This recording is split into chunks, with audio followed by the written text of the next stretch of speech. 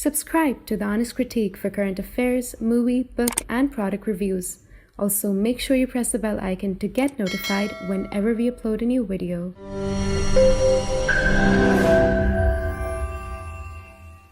The views, information, or opinions expressed during the video series are solely those of the individuals and do not necessarily represent those of The Honest Critique and its employees.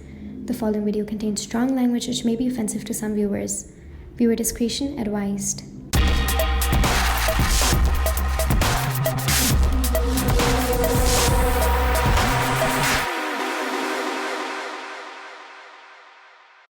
So hello and welcome to another episode of Security, Intelligence and Terrorism series. Today we have among us G.B.S. Sidhu, a former Special Secretary of India's External Intelligence Agency, the R&AW, who retired in April 1998 after serving in the department for 26 years. He is the author of two books, Sikkim, Dawn of Democracy, which was released in 2018, and the recent one being The Khalistan Conspiracy, a former R&AW officer unravels the past to 1984. This evening, we shall discuss the second book with the author. So thank you so much, sir, for taking your time and being on the show. Thank you, Ratnadeep and Siddhant. It is my pleasure to be here this evening to discuss with you my second book, The Khalistan Conspiracy. And let me see if I can satisfy or answer most of your questions and queries. Thank you, sir. Thank you. Thank you very much, sir, and thank you, Ratnadeep, for the introduction. It is great. It is a matter of great honor to finally have and sit with you and discuss the book that you have written. I have thoroughly enjoyed reading the book, and so let's start with the discussion, sir. You have written in the book that India's independence was the first massive movement in which a lot of communities and religions, regardless their background, have contributed collectively, and it has been a great example of the unity and diversity that we have. Having said that, sir, the Khalistan movement was the creation of the One Akbar Road that you have mentioned in your book.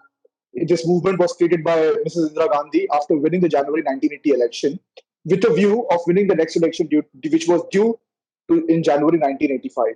So, could you please explain what might have encouraged Indira Gandhi and the team to formulate such a policy, formulate such a group, provoke such thoughts among the Sikh population of India? Actually, as the title of my book suggests, The Khalistan Conspiracy, and photographs of Bhindranwale and Mrs. Gandhi, people who may be just having a look at the title would be suspecting that it was a conspiracy, and these two persons must have been involved in it. So while I have just said this thing, and I'll explain you further, but first I must let you know, as you have mentioned, that immediately after India got independence in August 1947, there were only a few ideologues who used to talk about Khalistan, and the most important at that time was Kapoor Singh, ICS officer, who was dismissed in early 53. And he and another person, Jagjit Singh Chauhan. And there were other people who were influenced by both of them. And Jagjit Singh Chauhan was known to be an ISI agent and a friend of some US Republican senators. And Kapoor Singh had his own ideas, but he had no following except a few persons who followed him. And why I have said that till the end of 1979, I've also written here that there was no organized movement other than these people. I have based this thing on two situations. I was posted as first secretary in the High Commission of India, Ottawa, and soon after I completed the merger of Sikkim, I was posted there for 3 years, 76 to 79. And during that 3 years period, I visited almost every major city more than once and knew almost every Punjabi or Sikh settled there. They were the majority Indian population at that time. And during that period, I came to know there were only two persons who used to talk about Khalistan, whole of Canada, just the situation till 79. And one was Kuldeep Singh Sodhi, the self-styled Consul General of Khalistan. He was based in Toronto. He was this Jagjit Singh Chauhan's man, and everybody knew that Kuldeep Singh was an ISI agent and he is being paid for that. Another person was a religious and saintly type of person Professor Uday Singh of Sudbury. Sudbury, Uday Singh would not go and propagate that he wants Khalistan, whatever it is, but anybody who came in touch with him, he used to say that Sikhs would be happy if they can get Khalistan. About Kuldeep Singh Sodhi's, you can say, popularity or following, I can give you an example. In March 1979, there was a conference, Sikh conference in Toronto Hotel. I was called one of the speakers there. I had just called, only started speaking. Kuldeep Singh Sodhi got up from his seat and said, Mr. G.B. Singh, I don't use Sidhu in my diplomatic passport. He said, Mr. G.B. Singh is only talking about the Hindu government's achievements and Mr. Morarji Desai's achievement, and he's not telling us as to what is happening to the Sikhs in Punjab. No sooner did he say that, he was picked up from his seat by 4 Sikhs and thrown out of the hall. And within a few months, again, I think maybe May, June 79, I get a message from my joint director from headquarters that they are not interested in Gurdwara politics. So this was the requirement of the R&AW at headquarters. Then again, I came back at that time actually the situation in Punjab. I used to hear everybody in Ottawa, even Canada, the Sikhs used to hear about Congress hobnobbing with Bhindranwale, but I didn't know much about it. I was not even interested. So during that period, Mr. B.G. Deshmukh, who was Additional Secretary Home in charge of internal security of whole of India, he visited Punjab by road and he met a lot of farmers on the way. He also met industrialists, Hindu industrialists in Ludhiana. He also met SGPC member and other pilgrims in Golden Temple at that time. On his return, he told his joint secretary that Punjab is a haven of peace and tranquility in earth. It means that was also, there was no Khalistan movement, no organized movement at that time also. But his joint secretary told him, sir, this is all surface is quiet, but underneath Congress is hobnobbing with Bhindranwale, and this Frankenstein will eat the Congress people and its creators. Now, when I tell you that there was no movement and then the movement picked up in 1980 January. Actually, before that, I'll tell you that how it came into be and how it was further developed. When 1977, due to an emergency, Congress lost the central government and also they lost the Punjab elections. Jarnail Singh was the chief minister before that. Then he suggested, actually, Badal government was a coalition government, a Kali government with Janta Party. It was the precursor of BJP at that time. It was a coalition. And Zail Singh said that now we should try to destabilize this coalition of Akali Dal and Janta Party. And for destabilizing, we should now raise a Sikh Sant who should be attacking their moderate policies, Akali Dal's moderate policies, so that their position vis-a-vis the Janta Party, who represented the Hindu city interest, becomes untenable. If they start attacking and building the Sikh position, these people will say, look here, what type of coalition is this? Then, for that purpose, I have quoted Kuldeep Nair's book, Beyond the Lines. It is an autobiography in which he describes he had a talk with Kamal Nath. He was a member of that. And then Kamal Nath these days is a well known leader. So there I have written a book. This book I have written in the form of an intelligence operation. Intelligence operation means that I have called that operation Bhindranwale Khalistan. It had two phases. First phase was Punjab centric, which I am just describing, and the second phase will start from January 1980. And each operation, there has to be some persons who should be running the operation, and there has to be some purpose. Why are they running this operation? And thirdly, method. How are they going to achieve their objective? So, persons for the first phase and persons for the second phase, collectively, I have called them One Akbar Road Group. And why One Akbar Road Group?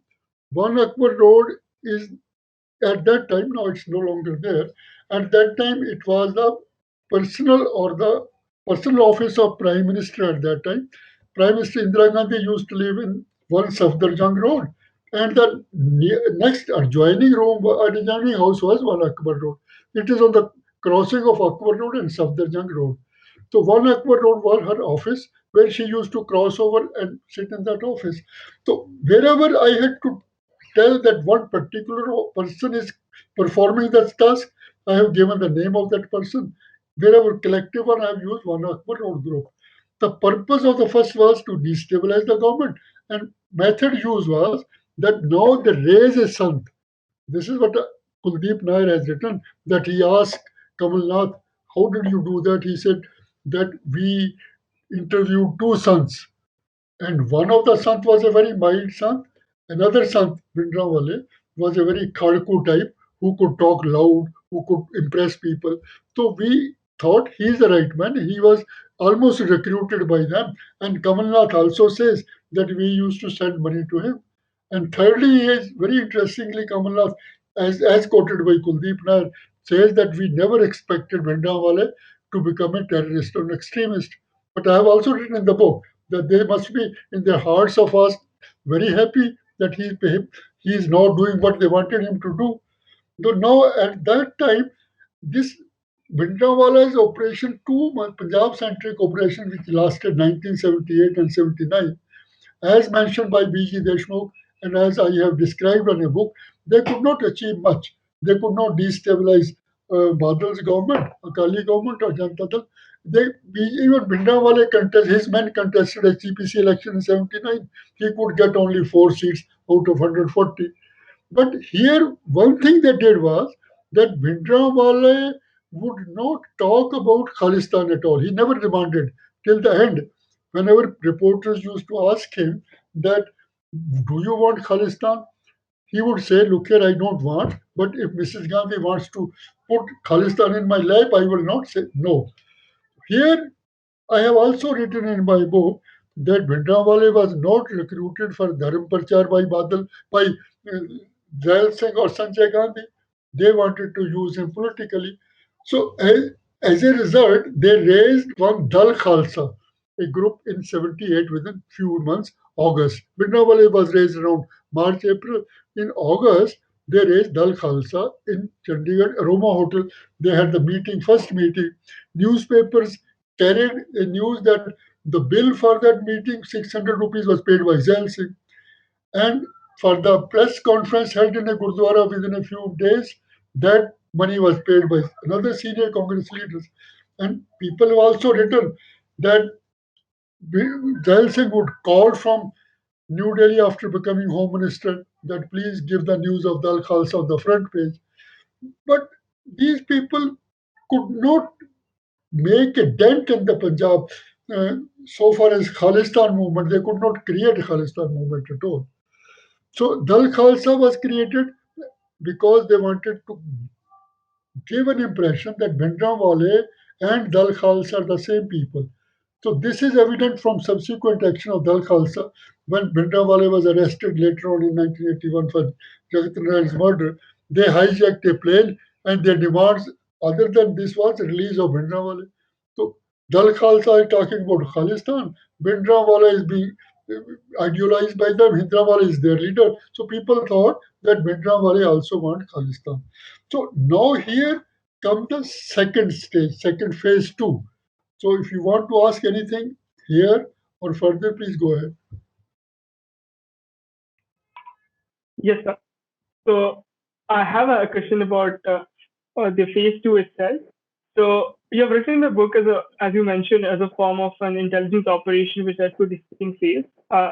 The Operation One, which referred to the Punjab centric operation, and the other one, as you mentioned, about the Operation Bluestar, which led to in 1984. So why did you name this operation Bhindranwale Khalistan? Would you like to explain a little bit about that? And as mentioned earlier, what's the ingredient of this operation? as I mentioned earlier, was that the method first was person, Akbar Road. Then what they wanted to purpose was first to destabilize, and third was the method. Method used was Bhindranwale Khalistan for both these things. In the first phase, it was not vehemently carried out. Bhindranwale was enlisted to create a fear for their personal safety in the minds of the Hindus of Punjab. And Khalistan was later on, even now also, the seeds were sown about Khalistan in the first phase also, to create some sort of a fear in the minds of the Indians about the integrity of the nation being in danger. So these methods were the same, but person one Akbar Road group for the first phase was different for the second because Sanjay Gandhi died in June 1980, and then in his place, Rajiv Gandhi, his elder brother, joined the Arun Nehru, M.L. Fotedar, Arun Singh, and Kamal Nath. These were the people who were the one Akbar members. And here again, purpose here now becomes, as I mentioned, that Mrs. Gandhi and Sanjay Gandhi had not forgotten their miserable defeat in 1977 at the national level because of people's anger against emergency. For the first few days, they were very miserable. So Sanjay Gandhi advised his mother that in spite of our winning the 1971 election with two-third majority on Garibi Hatao motto platform, they could not win. They had to actually launch emergency. But now, where is the guarantee that after 1980 we will win the next election? Please ensure our victory. Even now, we must do something now itself. So they planned this Bhindranwale operation. Now they took it to the national level. So for doing that, as I have said, whatever I have collected, that here I want to comment also that whatever I have written in this book, it is not a book of fiction or it's not some sort of a thesis. It is based on hard facts, verifiable facts. That I am saying because I was holding very crucial positions at the right time in R&AW, very senior position. And secondly, my father-in-law happened to be a very well-known politician, Sardar Soran Singh, who was uh, twice defense minister, twice foreign minister, and he had the longest continuous serving tenure as a cabinet minister of 23 years.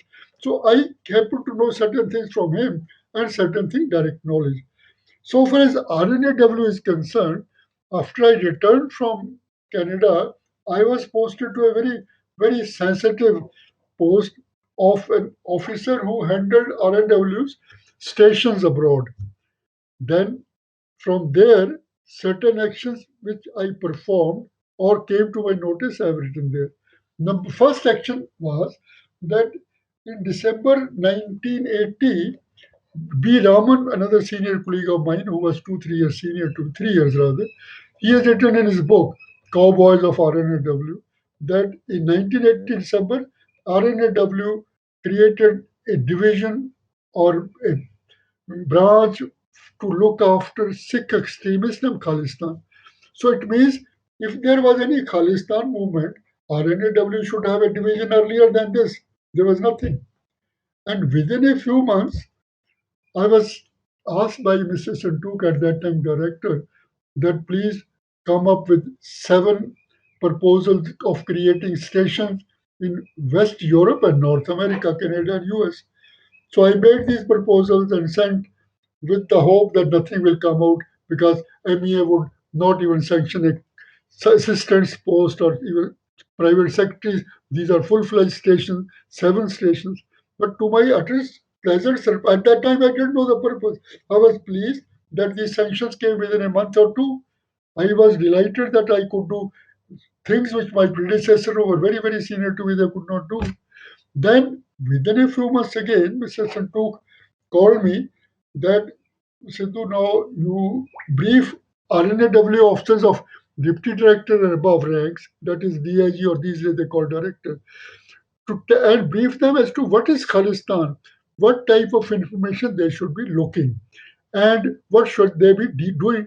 So it means even the officers of R&AW were not aware as to what type of the information for Khalistan is required.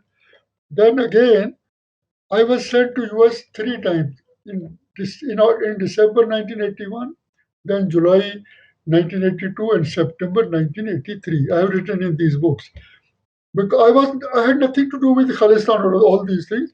I was doing top secret branches, and within a year or so of my taking over the foreign assignments to these branches, I took over the liaison branch. Liaison means that you control the liaison with foreign intelligence agency, their representative working from Delhi. So it is a very sensitive post. Here again, I came to know lots of things. So right when you said that you were given you were requested to from the Ministry of External Affairs to start positioning 7 new R&AW stations across Europe and North America. At the same during the same time, sir, R&AW started taking a lot of interest in the whole Khalistan issue. So, what might have encouraged? What might have been the ignition point for the for particularly Mr. B. Raman, who came up with this idea and asked you to asked you to make a proposal for the same. Nobody asked me MEA, neither MEA. MEA will never say. MEA will object to our people going there. And neither Raman was just my same rank. It is only Director R&AW who, because Director R&AW works directly under Prime Minister. Prime Mr. Minister, Santuk. Mr. Sanduk was Director. And unlike Intelligence Bureau, who is under Minister of Home Affairs and then Prime Minister, R&AW worked directly under the Prime Minister. Mr. Sanduk would never have said this thing without instructions from the Prime Minister or her principal secretary at that time, Alexander. But even then, Mr. Sanduk, they used to meet Prime Minister every day in the morning. He must have asked her, sir, this is being told by Alexander, should I go ahead? So this was cleared by the Prime Minister. Why they were positioning, why they were creating all this thing was that on the one side they were saying they will create instability in Punjab. They will create the fear of national disintegration in the minds of the Hindus. So they will increase the Khalistan activities both in India and abroad, so that people get worried that this what is happening. The Khalistanis want disintegration. They want Khalistan province. So this was just a gimmick and very calculated way, because ultimately how it was implemented, there are two type of function of 81 80. They decided that we will run next elections. How are they going to win? It is 5 years hence. Now it takes time to create instability. It can create time to create a Khalistan movement. So to fill in this gap of 4 years, they had two plans, Mrs. Gandhi. Number one plan was to open a dialogue with the moderate Akalis leaders, because Akalis or Sikhs, they have own grievances. Every state used to have a grievance. So they were not addressed either deliberately or not at all. So they will open dialogue with them, and simultaneously they will tell R&AW and Mr. Kaur. Kaur was former or the founder secretary of R&AW. He retired in 1977, Morarji Desai, after he came into power. Then he was recalled by Mrs. Gandhi in August 1981 as senior advisor. So these are the people who used to handle all these things, and nothing was, you can say, done or created without Mrs. Gandhi's clearance. Here I will give you an example now. Earlier I did till March 1982, I did not know the real thing which I was doing. I was happily doing all these things. I was very happy that I am doing great things. One of my friends from Patiala, family friend, old Hindu, he came over to my house and told me, Virji is an elder brother. So I have heard a very alarming news from his RSS friends. They were RS functionaries in Patiala. So the news was that Mrs. Gandhi, as advised by Sanjay Gandhi, have taken a decision in January 1980 to same thing. This is why I am writing. Otherwise, I had no information at that time. But this information got corroborated later on. So Mr. Gandhi has taken a decision to win the next election due before 1985 on Khalistan Bhindranwale issue. This is what I have told Khalistan and Bhindranwale. So now you have taken a decision. So till then, I did not know. Everything started falling in line. Why this division was created, why these 7 stations were created, why I was asked to brief. So that at that occasion, now my father, this Akalis were negotiating with Mrs. Gandhi and later on with others to find some sort of a solution to the problem. So the 26 rounds were completed to prolong this situation by Mrs. Gandhi. No solution was found. Every time they used to give a hope that next time we will find out. The last round was held only a few days before Operation Bluestar. It was sometime in October 1982 that Bhindranwale had already entered Guru Nanak Niwas in July August 1922. This created some sort of an alarm in the minds of the moderate Akali leaders led by Harchand Singh Longowal. They sent their emissaries to my father-in-law. They were either Mr. Badal or Balwant Singh, former finance minister. They sent a message that, sir, Congress has introduced this jinn or bhoot. Bhindranwale was called a jinn in the Golden Temple. Now he will take over the peaceful agitation, our peaceful agitation, and take it towards extremism. We don't want that situation. It will create great harm to Punjab and the Sikh interest. Please help us to find a solution. Then my father-in-law consulted Mrs. Gandhi. This is the message. So Mrs. Gandhi said, "You please go ahead. Try you." As a result, he met lots of people, the Badal and all the people in jail at that time. He even met Bhindranwale in his room. Again, Kuldeep Nair writes in his book that one day he was sitting with Bhindranwale in his untidy room. Number of people are sitting on floor. Sardar Soran Singh barged in. Just he wanted to tell that such senior people also used to pay their homage to Bhindranwale. I told later on Mr. Kuldeep Nair, I told him before he died that this is what the reason was.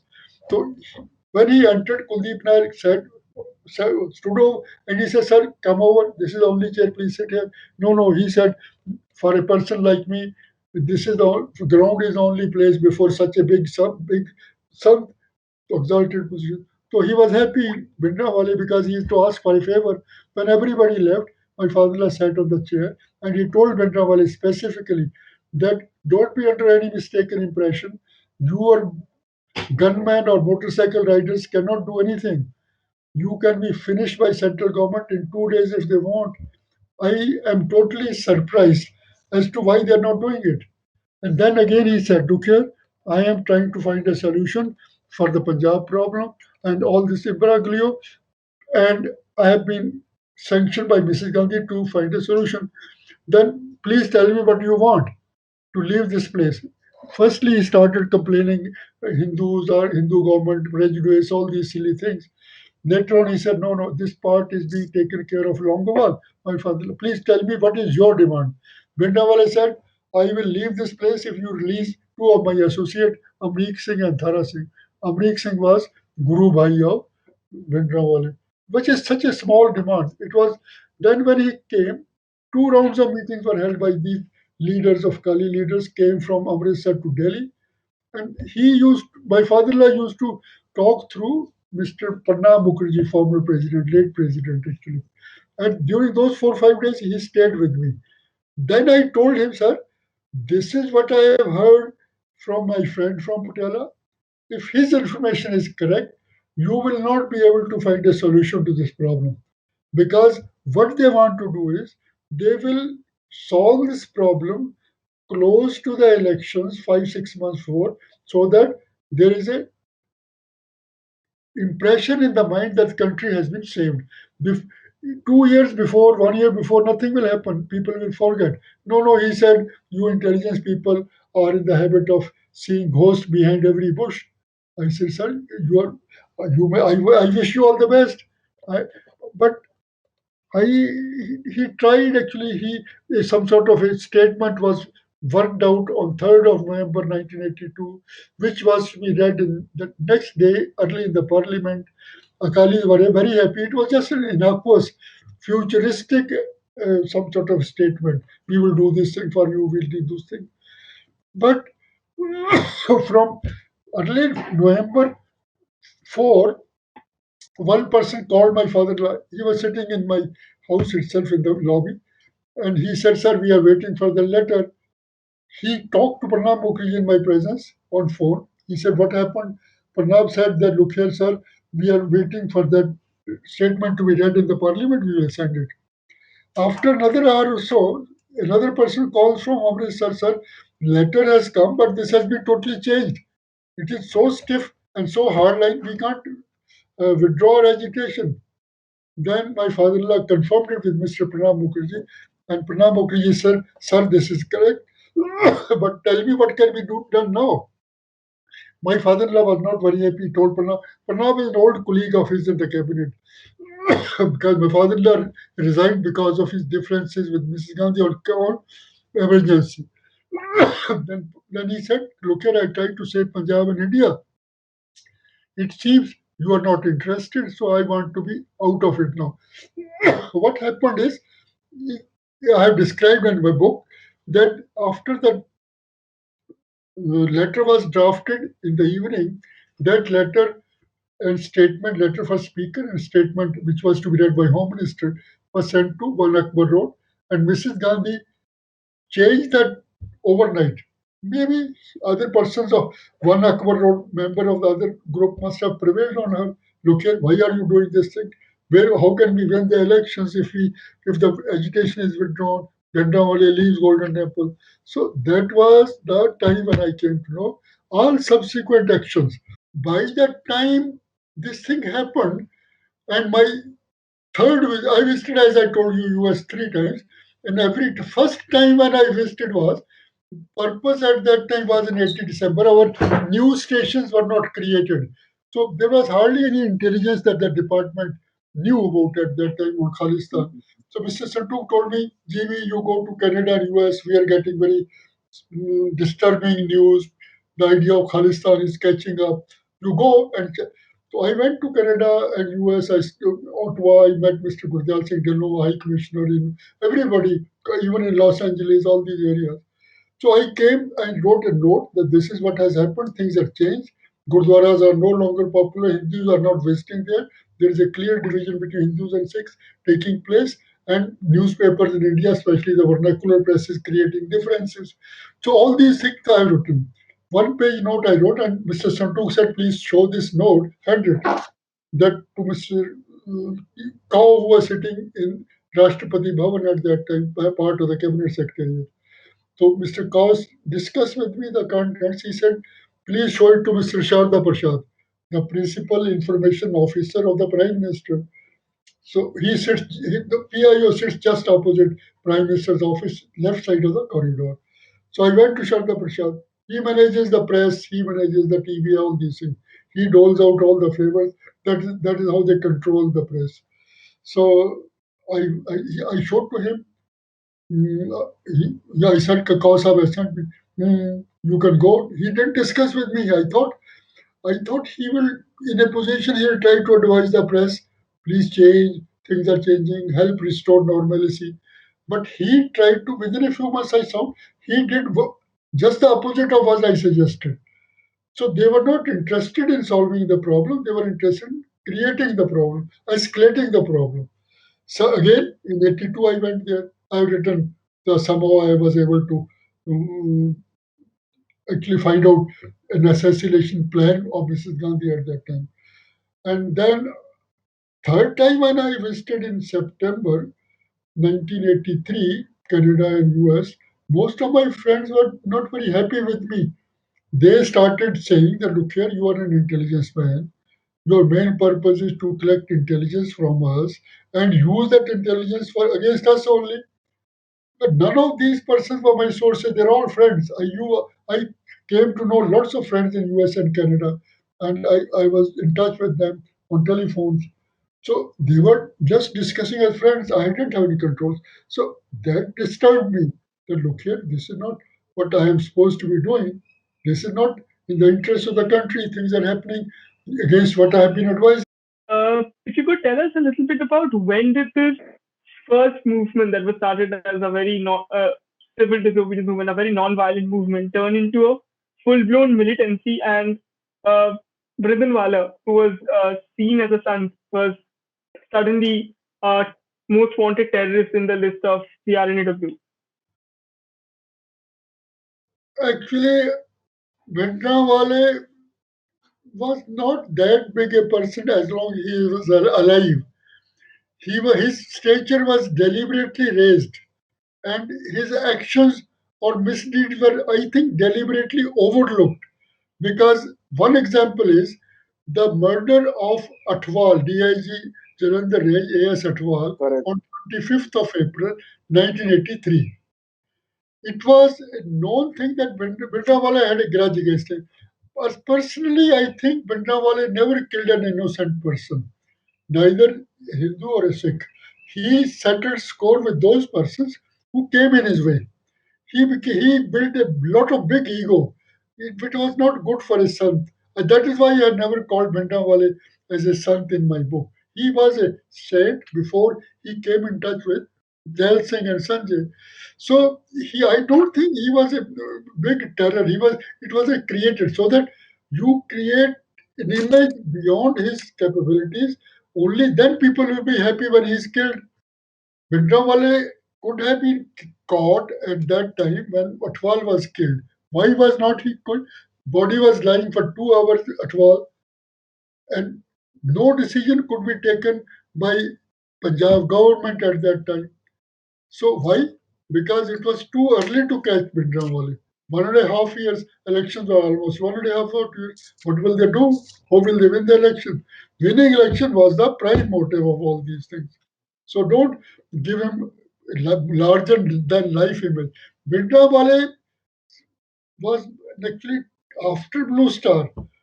He, ISI and Western people in the Western country, ISI mainly, was able to exploit his image and raise him at the high level as that he is much more important person as a dead person than alive.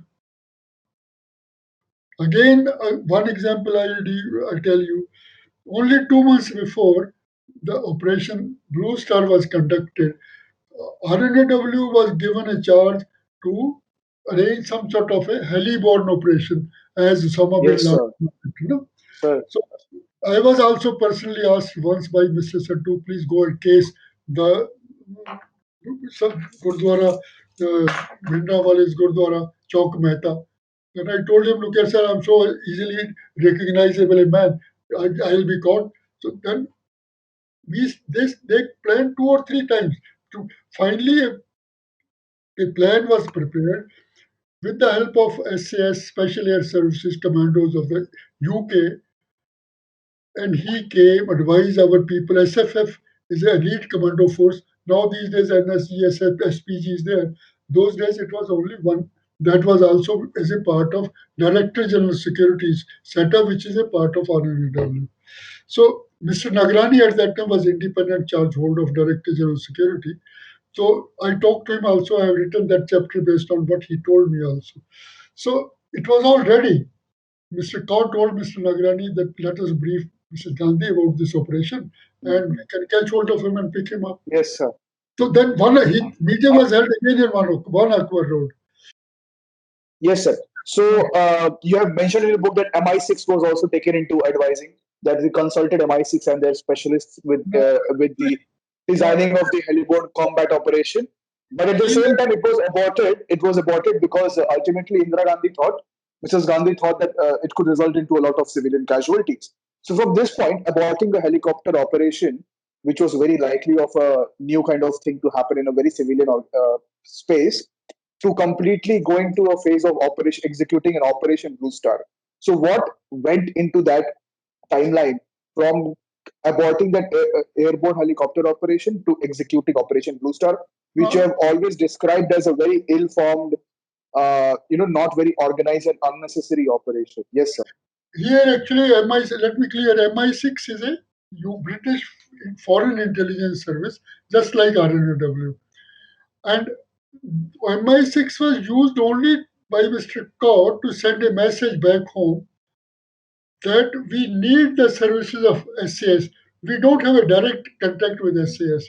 We cannot tell them. So that he was an intermediary. SAS is an elite force, Special Air Services Commandos. So they are the mother of all commandos in the world. Actually, these days, even Palestine, even Israelis, all these people are very very good. So they were earlier asked to train the commandos FFM also. So here, special advice was sought from them. So after seeking their advice, a plan was prepared, and then finally Mr. Todd tried his best to solve this problem in a very easier way without causing very less harm. But he continued to be overruled at various stages. I've written at that book also. So here, when the plan was finalized, Mr. Kaur told Mr. Nagrani, let us explain. Mr. Nagrani said, sir, you know everything, please explain to her. Why are you taking me, involving? Ultimately, Mr. Kaur said, let's go. Mr. Nagrani briefed them how they will pick up when Bhindranwale would be delivering. At that time, Bhindranwale had shifted to Akal Takht. 15th of December 1983, Bhindranwale thought that he is in danger in Guru Nanak Niwas, which was not a part of Golden Temple. It was a guest house. He came to Akal Takht. From Akal Takht, he used to walk with his 10 gunmen, toting, casually walking. There was no fear of being arrested.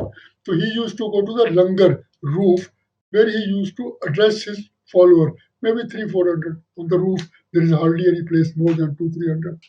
So it was decided that the commandos will rope down.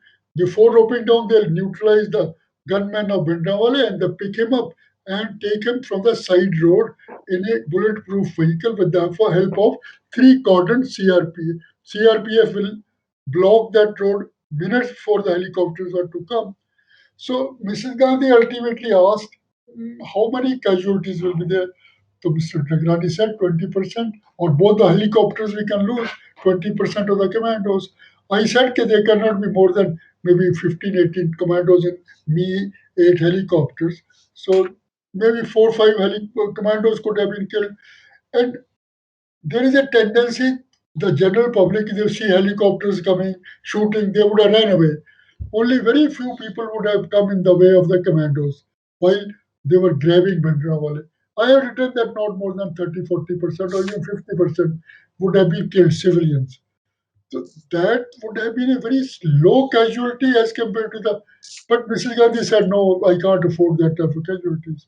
So I have written here that Bhindranwale alive was no longer required. Bhindranwale had to sacrifice his life because they did not want Bhindranwale to be caught alive. And there was people, Sikhs always believe, as I've written there again on 7th of June, that Amir Singh, Thara Singh, his associates, and Bhindranwale were caught alive, tortured to death later on. So here, why this was shot down was that if they had caught Bhindranwale alive, we would have spilled the beans that I was working for them, I was doing this thing. Sanjay Gandhi, Vaibhav Singh, all these people wanted me to do it. So this could have been very dangerous. And this could have again spoiled their chances of victory at the election. They wanted something very big, so that everybody would have got stunned and people would have happily cast the votes in those of that. That was the main reason. Whereas I have written again, number of casualties, nothing. There were 3 meetings in Mrs. Gandhi's room, 23rd of May, 26th and 29th, when decision was taken about Bluestar. General Vaidya said, we will go and come. People would not even know. It will be over in seconds. It will be a surgical operation sort of thing. The word surgical was not used. It is only a new command. So nobody bothered about the civilian casualties. And this surgical operation was even objected by one GBS vendor also have written there. So it was not that easy, but it was taken so easily that people didn't bother about the casualties at all. Nobody bothered about it. Two, three things I'll tell you now, which has a relevance to the book. It was 7th of June when Bhindranwale's news came that he has been killed in the Akal Takht. I accompanied by my wife and 2 children, son and daughter. I went to Gurdwara Bangla Sahib in New Delhi to see what is the reaction. In the evening, after office hours, my wife and children went to the main hall. I mixed up with the groups discussing, and people were accusing all Mrs. Gandhi Congress for all that.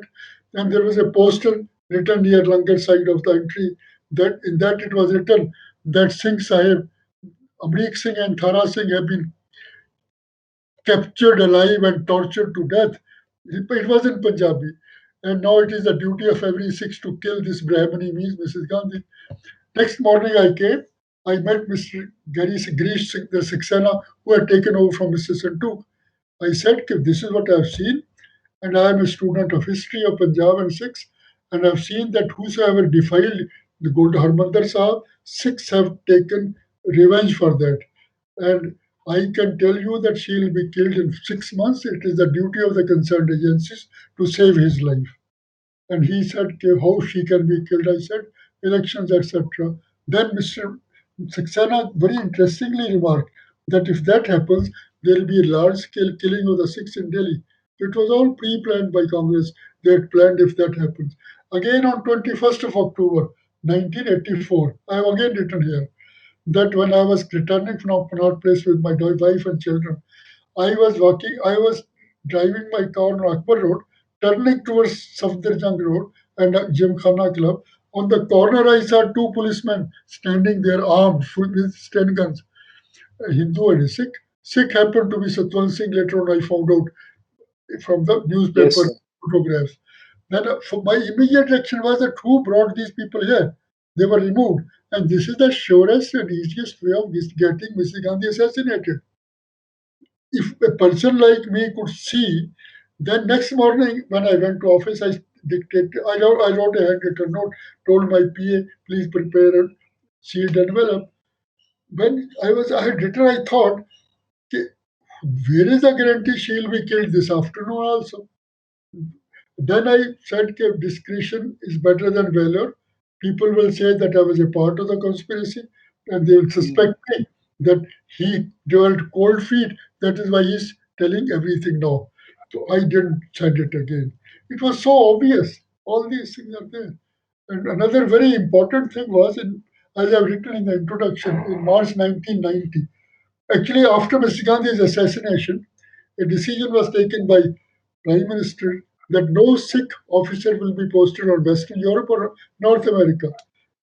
This I was the man who was handling all these things, and I, as a Sikh, I didn't want to go to all these things because it is all done on the basis of the your requirement, your competence. But this was very about. I didn't like that. I must be judged as a Sikh only. I am an R&W officer. I have no religion at all. My religion was the national interest. So I, when Raman presented this white paper in March 1990, before 50 or 60 senior IPS or other officers from all organizations, when he finished his paper, white paper, I stood up and tell Mr. Raman, your white paper is full of white lies. I'm telling people, Raman, in front of police officers in my own department and direct. I criticize him like anything. Nobody had the guts to oppose me at all. This Jasjit Singh, Commander Jasjit Singh was IEDSA chairman, a Sikh. He was brought as a chairman just to give a semblance of that Sikh is there, this and that, all sorts of. So we didn't have any answer to that. None of the people there, only one person walked out of that hall. And that was my batch. I have not written about it. I don't want to write here also. My good friend. And I told him, look here, why are you going? Please counter me what I am saying. If you have knowledge of that, you please stay put. He didn't stay. Was Operation Bluestar, led by General Bragg, the only option for Mrs. Gandhi to solve the problem? And was it well planned to avoid civilian casualties? Because a lot of news came that time that a lot of devotees that time was there in the temple, and it was not really well planned when the operation was executed. Actually, it was very poorly planned and a very, very poorly executed operation. Um, Nobody bothered about the casualties. They were overconfident. I've written there also that they were overconfident, even though things are made clear by senior police officers sitting at that meeting one day before it was planned and executed. Nobody, they were too overconfident that thing. And when they met resistance, they got frightened as to how could they not succeed. So they came retaliated with overforce. Tanks were brought, and thousands of innocent people were killed there. Thousands of them. And ladies, pilgrims, their hands were tied, shot from close range. Nobody bothered. Their dead bodies were dumped in the trucks, and taken away. They were not as if they were not Indians. Tragedy is that this is the tragic part I've written. And also I've written at the end of that chapter also that and there was a precedent with General J.K. Sinha was GSC Western Command before General Sundarji was there. He had planned a standard operating practice. If there is a need of an operation in Golden Temple, this is how it will be conducted. Nothing, they didn't bother about that also. In the end, I have written, actually, I have not written there. Arun Nehru told somebody at that time that Fupi did not want this operation. But if Fupi didn't want, who pressed her? She was the top person. The buck stopped with her. How did she allow to be maneuvered by these people? She must be held responsible for what had happened at that time. So, sir, we have covered almost everything, close to everything, right from the issue started, your journey from your first visit to your third visit of US and Canada, and continuing ahead with Operation Blue Star, and finally stopping with Mrs. Gandhi's assassination.